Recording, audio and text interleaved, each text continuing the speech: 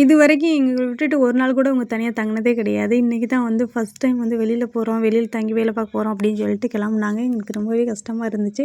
போகும்போது கூட ஒரு மாதிரியா இல்ல. அதுக்கு பின்னாடி தான் ரொம்ப கஷ்டமா இருந்த மாரி இருந்துச்சு.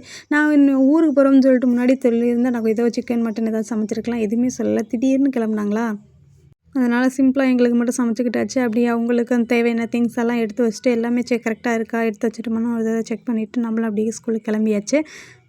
பிள்ளைங்க தான் ரொம்ப மிஸ் பண்ணுவாங்க. அப்பா, அப்பா இப்போவே அப்பா வாங்க, அப்பா வாங்கன்னு சொல்லிட்டு சொல்லிட்டே இருக்கிறாங்க. பாவம் கஷ்டமா இருக்குது. என்னதான் இருந்தாலும் தங்கி வேலை பார்க்குறது அப்படிங்கிறதே நமக்கு சிரமமா இருக்குது. இதுலயே ஃபாரின்ல இருக்கிறவங்கலாம் எப்படி தான் இருக்கிறாங்களோ தெரியல. நானும் அப்படி தான் அனுப்பலாம் பார்த்தேன். ஆனா இப்போ இருக்கிற கண்டிஷனுக்கு அனுப்பவே முடியாது போல. சரி நம்ம நைட்டுக்கு நம்ம தனியா இருக்க வேணாம் அப்படின்னு சொல்லிட்டு அம்மா வீட்டுக்கு போ சொல்லிட்டாங்களா, அதனால நம்மளும் அப்படியே அம்மா வீட்டுக்கு நைட் அப்படியே கிளம்பிட்டு வீட்ல உள்ள வேலையெல்லாம் பார்த்து வச்சாச்சு. காலையில வந்து நம்ம ஆஸ் யூசுவல் எப்பவும் போல வேலைய பார்த்துக்கலாம் அப்படின்னு கிளம்பியாச்சு. ஓகே நெக்ஸ்ட் வீடியோல பார்க்கலாம். டாட்டா.